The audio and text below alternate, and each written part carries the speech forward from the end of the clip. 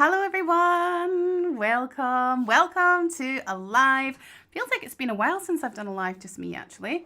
I've had other people in the studio every time recently, so it's nice to be jumping on live solo. I'm not actually solo, of course, because William's here. Yo. I don't know if you guys could hear him. Do comment, let us know that you guys are here, let us know that we are coming to you, that we are streaming okay and you guys can hear us all right. Whilst you guys are jumping in, I'll just let you know what we've been up to today. We've had a nice day walking in the sun. It was crispy, cool, but also sunny. A very nice day. And apparently we're meant to have the Northern Lights tonight, which we're quite excited about, aren't we, Willie? Yeah, it'll be good. Yeah. Hi, Betsy. Good to see you. Hope you've had a good day today. How are you doing? Are you well? Ruth, lovely to have you. You're very welcome here. It's great to know that we are going live. Hello, Ethna. Thank you for joining us. What else did we get up to today? I had a lovely day of arranging. I've been really desperate to get some arranging done for quite some time, haven't I, William? Yeah. I had a little bit of a hissy fit last week because the arranging was piling up a little bit. And today I was arranging Christmas music. So there's a little sneaky tip for you, or sneaky hint as to what might be coming up very soon. If anyone's taken part in previous years. Today I was arranging Christmas music. Did you love hearing the Christmas music today, Willie? Yeah, I can't get enough of it, like. It's definitely not too early. I'd say it's never too early for Christmas music, right? Who agrees? I love Christmas music, and Christmas music on the harp is the best. You're jealous of me and William getting to see the Northern Lights. They are so beautiful. Although, William, what time do you have to stay up to see them? Sometimes you get lucky and they're like 10, 11 o'clock, but sometimes it's much later. Most of the time though, it says they're going to come and then we stand at the back and nothing happens. I know, but there was once that there was these amazing Northern Lights just out the back. And I think that's where we're really lucky here, actually, because a lot of people, even in Scotland, to see the Northern Lights, you have to travel like an hour or an hour and a half, which probably doesn't sound like that far. But we're very lucky because we can just stand in the garden and see them. So we're really lucky. And that's because we're not in a city anymore. We're in a really small village. And so we don't have the light pollution. Ruth's looking forward to the Christmas music. Ooh. Me too. I'm really excited about it. I should have it finished tomorrow, and then I can start recording it. Okay, well, shall we jump into what we're actually here for? Willie's getting this. I'm getting the thumbs up, so let me have a little sip of my tea, and we will get going. That's nice. So when I thought to myself, what shall I do for my live? What topic shall I do?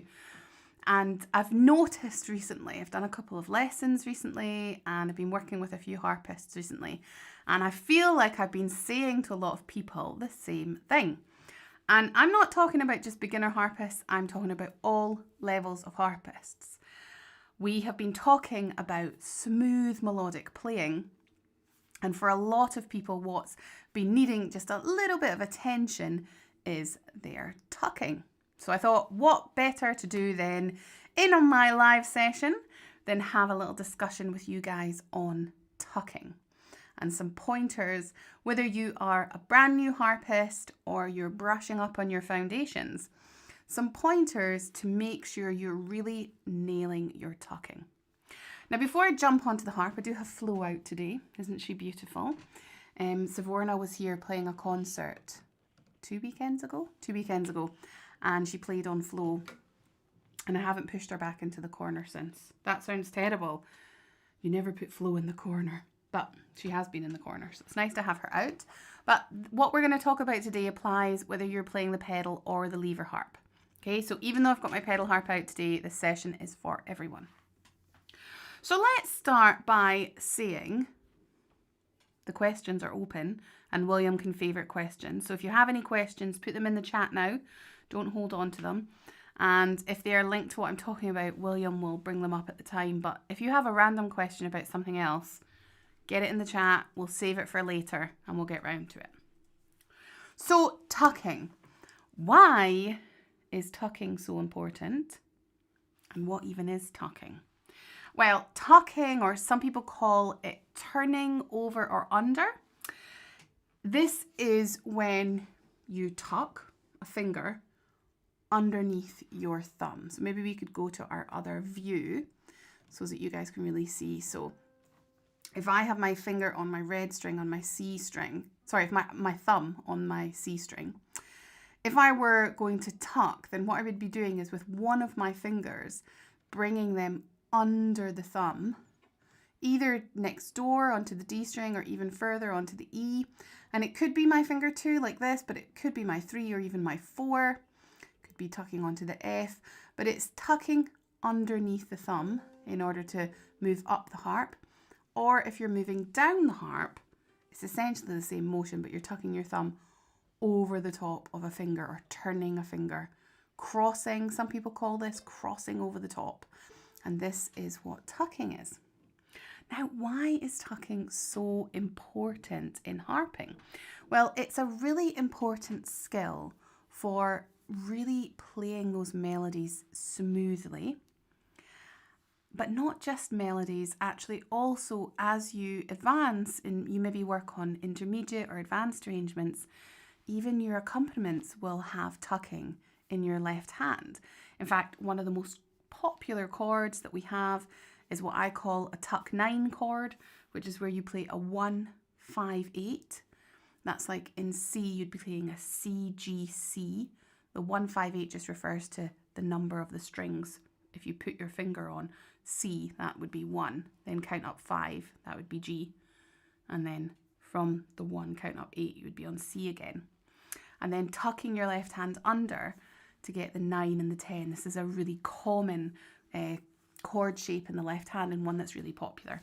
And in order to execute it well, we have to have really great tucking to make that chord lovely and smooth. We don't have any gaps in it as we tuck, or even we don't have any change in our sound quality as we tuck or anything like this. So this is why tucking is so important.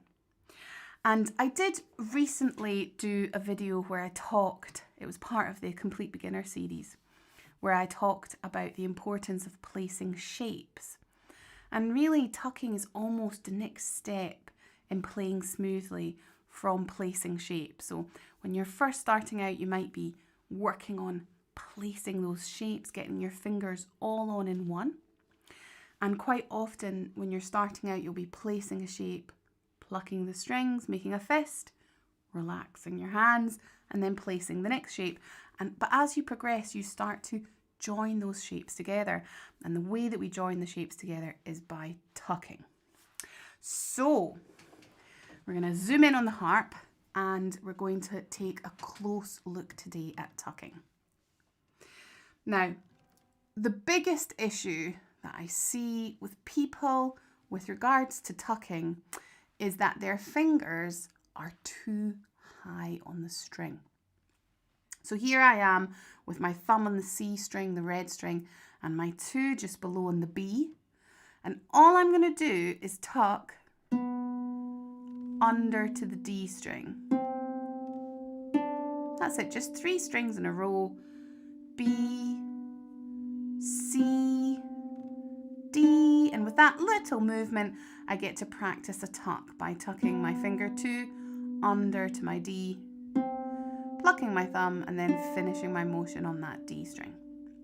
So the most common issue that we see with tucking is that people haven't got a big enough gap between the thumb and the 2. In other words, their 2 is too high on the strings, or even sometimes the thumb is too straight on the string. And so you can see now I've got this little gap between my thumb and my 2. My thumb's come down the string, it's too low, and it's also straight onto the string.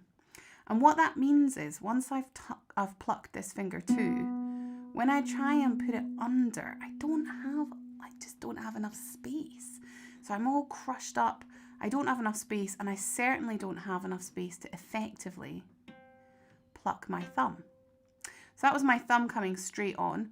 If I keep my thumb up nice and high and I bring my finger 2 up too high, you can see almost the same thing happens. My thumb's still side on, but as I pluck my 2 and tuck it under, even though I'm side on, you can see my hand's gone all crushed up and I just don't have anywhere to pluck, to bend this thumb to. So my first tip for you is make sure you've got a lovely big gap between your finger 2 placing on the string and your thumb. Now, here's where I do a little caveat of my hands. My hands are small, my fingers are small, and when I place my fingers on the strings, they look very straight. Okay, there's very little curve in my fingers here. They're very straight. Now, it's all right for me to do that because I have small hands. But if my fingers were longer, if I had bigger hands, placing my fingers so long on the strings would actually be, it's not necessarily uncomfortable, but when you have longer fingers, it's harder to control them when they're so long and straight on the string. So if you have longer fingers, your fingers might look a bit more curved, and that's okay. But what we don't want is for our knuckles to come above our thumb. So you can see here, this is my natural hand position. My fingers are quite long, and if I was going to tuck, oh, I'd have so much space. But similarly, if your fingers were a bit longer, if you were rounded a little bit more, and you tucked, look, you still have lots of space. Okay, or if I was tucking this finger or this finger, still lots of space. But if my knuckles go above my thumb, then when I go to tuck, oh, it's all squashed up and I don't have enough space. So tip number 1, make sure you have enough space between your thumb and your 2. Now, a great way to practice this, very simple, just the little exercise that I just did to demonstrate. You don't have to use your thumb on the red. You can do this anywhere in the harp. In fact, it's probably a good idea to do it in different places because your approach is going to be slightly different. But we'll stick with here for just now. So just with your hand on the harp and just plucking your 2 in, bending it under, bending the thumb and finishing the movement. Place under, nice and low on the string, not high on the string, low on the string. Bend the thumb and pluck to finish. Okay? And that is a good enough warm-up for you to practice the art of tucking. It doesn't have to be any more complicated than that. And in actual fact, often simplicity is the best. You know, when you're practicing these skills, these foundational skills, practicing them in a simple and effective way really can give you more benefit. At least starting in a simple and effective way, checking in. How is my tucking? How is the space between my thumb and my finger? Checking in before you start elaborating and doing anything more than that. Now, if we go back to our hand again, moving on, so we looked at the second finger and the thumb there, but I did say tucking could be your 3rd finger or your 4th finger. So here's my next tip. If you're tucking a 3rd or a 4th. So this doesn't really apply so much if you're tucking a 2nd finger. But if you're tucking a 3rd finger, you'll notice my 2nd finger is tucked into my palm. Okay, it's tucked out the way. I'm going to do the same exercise here, just the B, tucking the 3 under and finishing. But you see now I'm doing with my 3rd finger and my 2nd finger is tucked away. It's not coming out like this. It's certainly not doing this. Okay, if my finger is out like this, I actually already can feel tension. And this doesn't make a nice sound as I pull this in. And also it makes me want to place my 3rd higher when my 2nd finger is pulled up at the top of my hand. So this is tip number 2. Keep your fingers that are between your thumb and your plucking finger tucked away in your palm. Don't allow them to poke out. Tuck them away in your palm. Now again, let's just do a little caveat here. Some people maybe don't have as much flexibility to pull right into the palm like you can see here. But so long as your finger is tucked away, this is good. But this is not what we want. This will create tension. So tuck that away. You can practice the same thing. Just like that. And then similarly, if you're using your 4th finger and your thumb, Look at my third and my second. The fingers between the thumb and the finger are tucked out the way. They're tucked into my palm, out the way. Still got lots of space. I'm not crushing my hand up. I call these bunny ears. So this is very common, this type of tucking. Especially as maybe you've done a scale and you've pulled these fingers in. It's very common to see this happening. Bunny ears. But what we want is our finger placing low on the string and the fingers we're not using tucked away out the way. Look at the space I've got here. I've got plenty of space to bend my thumb and replace. Okay, so quick recap. Tip number 1, keep your knuckles below your thumb, fingers long on the string and thumb high to give you space to tuck. Tip number 2, make sure any fingers you're not using between the thumb and the plucking finger are tucked away into your palm out the way and they're not coming out like bunny ears or like a hook finger. Okay? So I'm going to just pause there. Those were 2 tips and just check in to see if you guys had any questions on that so far. No questions? Wow. Are you guys all experts in tucking already? Maybe. I thought William was going to bring a question up which would allow me to have a little drink of my tea. But I'll just have to have a pause to drink my tea.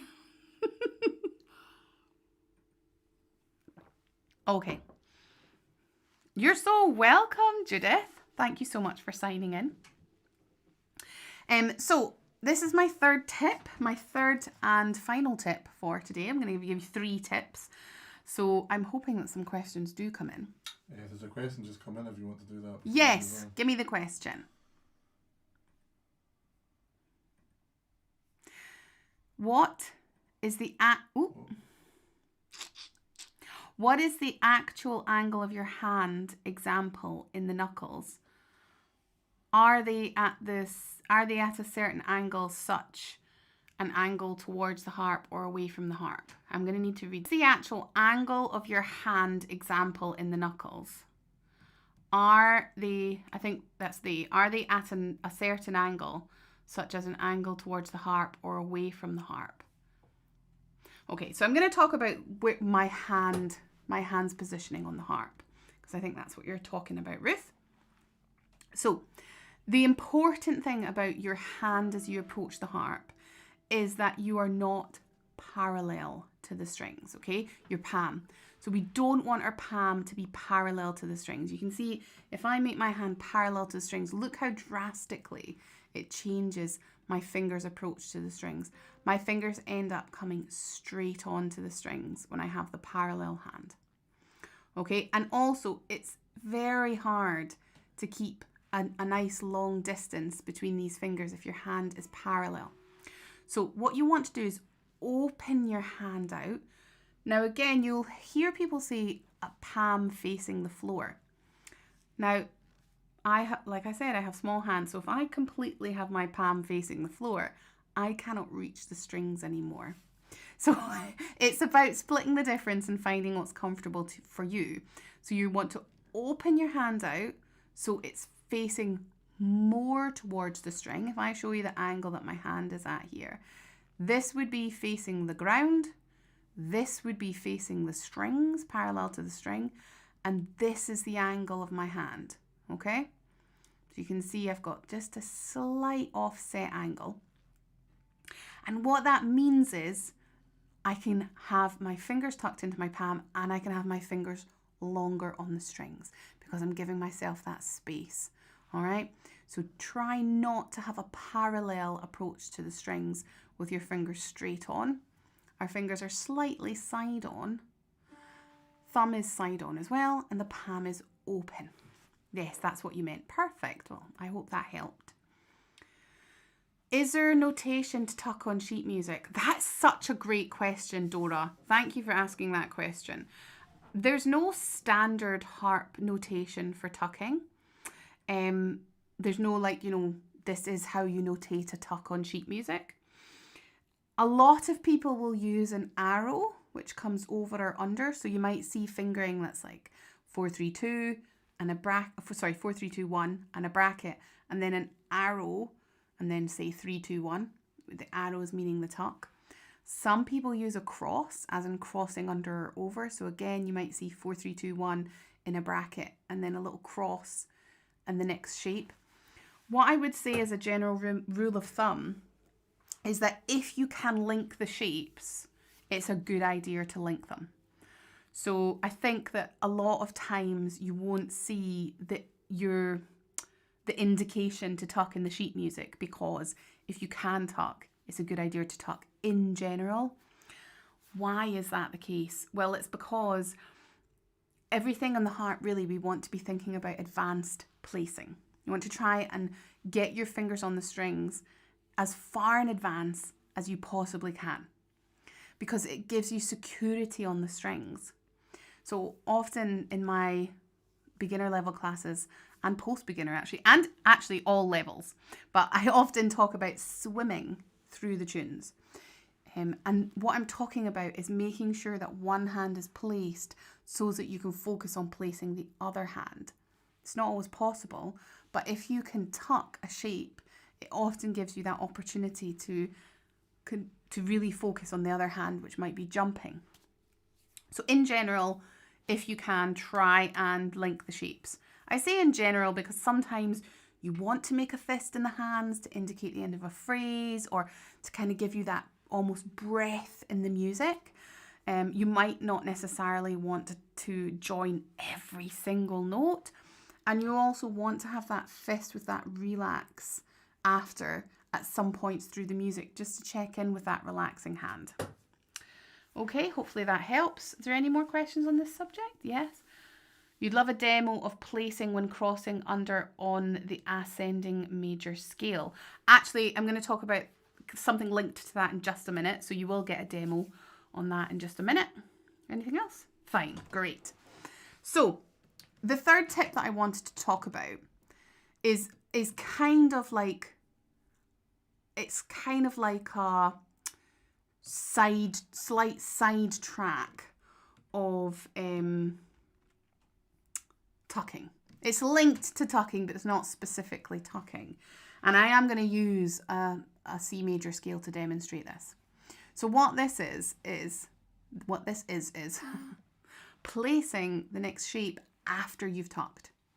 So it's not talked about a whole lot. We do actually often talk about tucking in harping, but the actual placing of the shape that happens after the tuck. So for example, in a C major scale, we're going to have 4 fingers and then a tuck. Oh, sorry, I didn't realise my F sharp was on. That was funky, wasn't it? Let's try that again. And then a tuck, and then a place of the next shape. Did you see me placing there? And then a tuck, and a place. Another tuck, and a place. And similarly, when I come back down, I know Ethna asked about an ascending, but let's look at descending. We've got a tuck, and then a place. A tuck, and a place. Here's my tuck, and then I place the shape.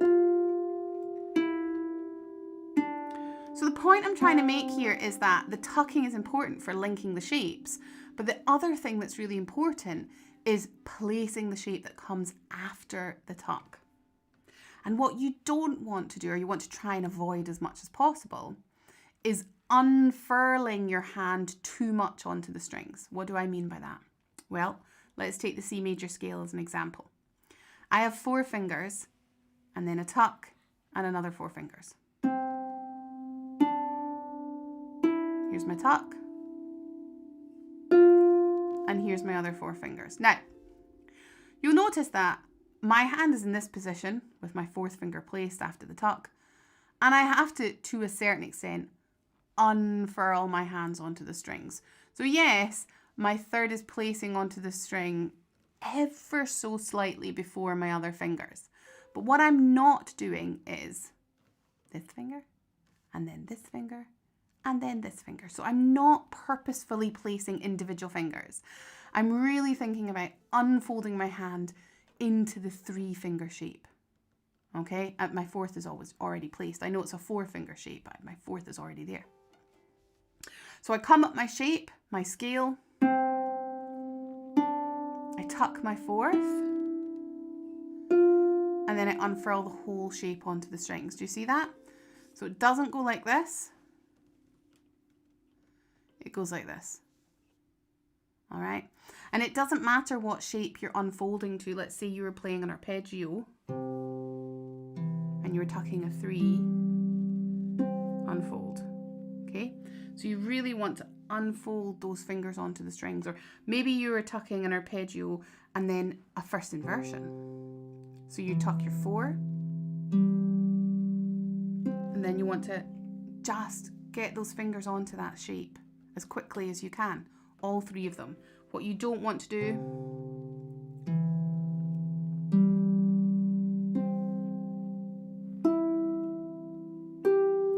that's especially not what we want to do, because that time, if you noticed, I actually plucked the 4th before I'd placed my thumb.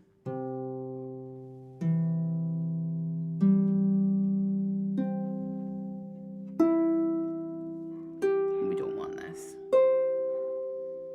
We want as quickly as possible to get that shape secured, advanced placing, place. And you're good to go for the rest of the shape.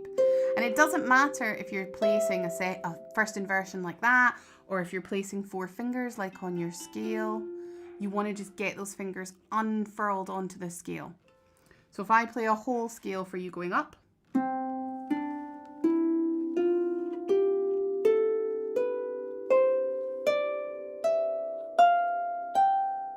and coming down,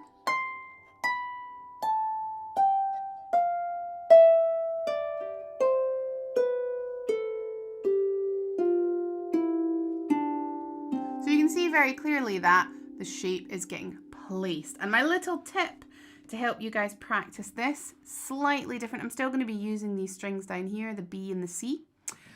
This just sounds nice. This is the only reason why I like to do it this way. So I've got my thumb on the B this time, so I'm already in a tuck position. I've got my 4 on the C. I'm plucking my thumb, and then I'm going to place on a D, E, G. Why am I placing on a D, E, G? Honestly, because it sounds nice. B, place, C chord. B, place. The other reason actually it's nice to do this is because it's a slightly trickier placing than just a scale, because your thumb's stretching one note further. But it's not as hard as placing, you know, an arpeggio shape or something like this. So there's your little exercise for that one. Place. Sounds nice, doesn't it? And you can do it in both hands. Place. Place. You could do hands together. Place. Place. Okay, so just a quick recap for you guys. The 3 tips that I've given you today to help you with tucking. The first one, make sure your fingers are long on the strings and your thumb is high, and that your knuckles do not come above your thumb when you're placing on the strings, particularly when you're tucking. Don't allow your fingers to crush up. That's tip number 1. Tip number 2, the fingers that you're not using between your thumb and your tucking finger, make sure they are nicely away in your palm, out the way, that you're not making bunny ears or a hook finger. And tip number 3, once you've completed the tuck, make sure you place the shape that you're tucking to in as close to one movement as you can, to allow you to move smoothly out of the tuck. And there are your 3 tips. So I'm going to have a drink and see if there's any questions. I have to peer at William through the strings because I'm so used to having the lever harp out and it being small. And I don't know, maybe I can usually see you over the top of the lever harp. Yeah, I can. But right now, William is like in a cage of strings, peering at him through the strings. So let me have a drink and we'll see if we've got any questions.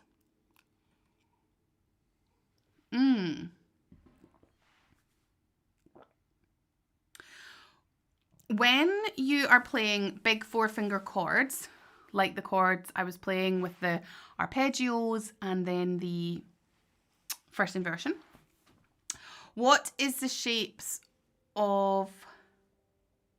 I can't read that, Willie. What does that say? I think it's your hand, but I'm not really sure. Okay. Like in certain chords from La Source, for example, are your thumbs still high or are your fingers more in one line? Oh, okay. I understand what you're asking about. So this is a great question. So when you are placing wider stretches in your hands, so if I demonstrate this, when I'm placing 4 fingers in a row, you can see that my fingers are really pointing really quite far down the strings and I've got this big space. But when I start to stretch my fingers, do you notice, you probably did notice because you asked this question, that my fingers are higher on the strings and they're slightly more curved. If I have this same exact position, my hand is too stretched here. So I don't know if you can see, but I can feel it in here. And I think you can just about see the way that that's not so nice in between my thumb and my second finger. So I bring my fingers slightly further up the strings, not above my thumb, never above my thumb, but slightly further up the strings to allow me to have that slightly bigger stretch. And even more so if I'm playing a first inversion where I've got the bigger stretch between my third and my second. Again, if I try and push my fingers too far down, this is painful. So I bring them slightly further up, not in a line. Would be kind of like this if it was in a line, wouldn't it? Not in a line.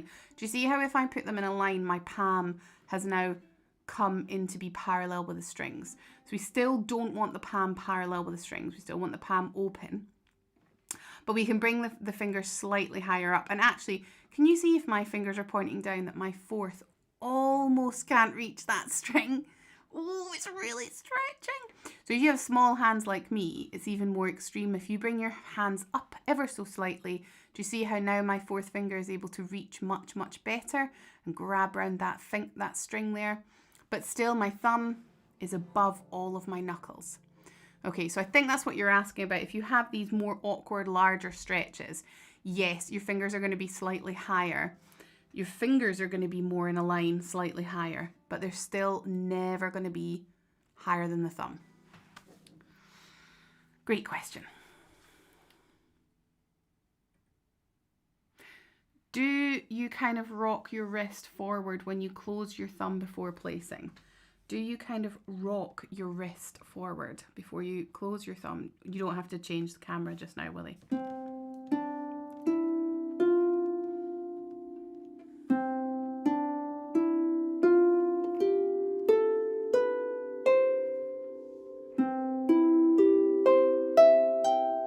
Okay, so sometimes I need to look at my hand before I can answer the questions.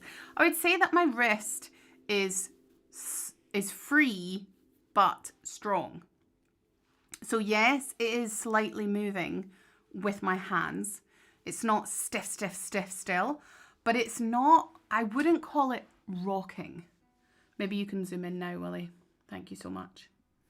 So I think it's more prominent when you do a bigger stretch.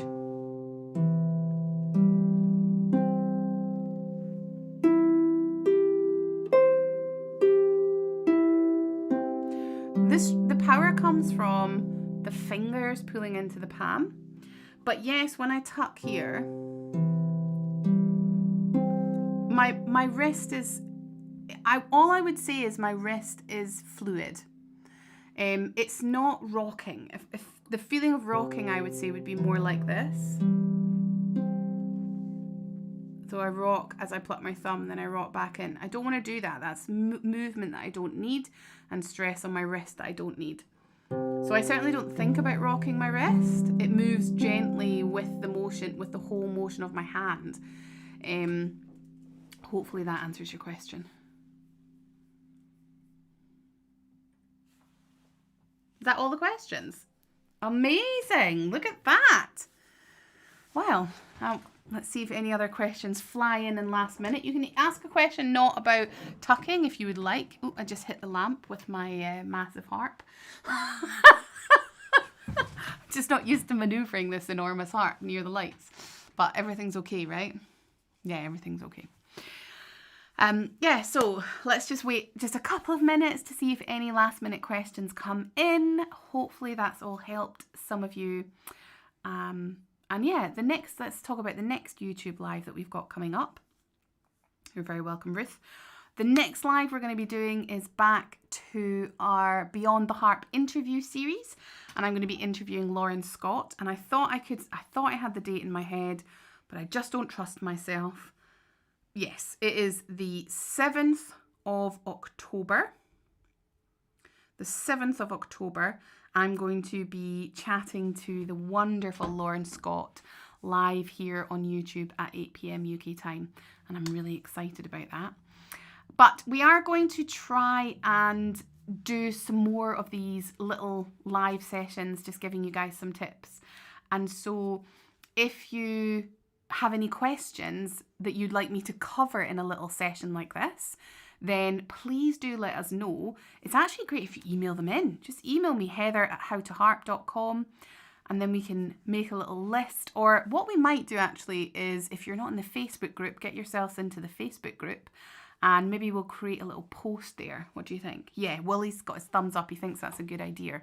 So we'll create a little post there, and we can collect all the different things you guys would like me to cover in these little lives. We're going to try and do a live once a month when we're not doing the Beyond the Harp series, just to give you guys some really great content. So thank you all so much for joining me. Thank you for being here. I think we might... No, it's too early to see the Northern Lights, isn't it? Too early. I think it might be bedtime. William's laughing at me, but I mean, I think it might be bedtime. Maybe a little dog walk? Yeah. Stretch the legs. Thank you all so much for joining me. It's been really lovely to share this little bit of time with you. I really hope that the tips on tucking are useful for you. And like I say, we're going to create a little post in the Facebook group, the How to Harp Facebook group, where you can let us know what you want us to cover in these. But if you're not on Facebook, then feel free to send us a little email and let us know what you'd like us to cover, so that we can make sure we're giving you what you need. All right, everyone, thank you so much for joining me. Thank you, William. It's all good. It's all good. And we'll hopefully see some of you on the 7th of October with Lauren Scott. That will be really great. All right, everybody. Hopefully see you soon.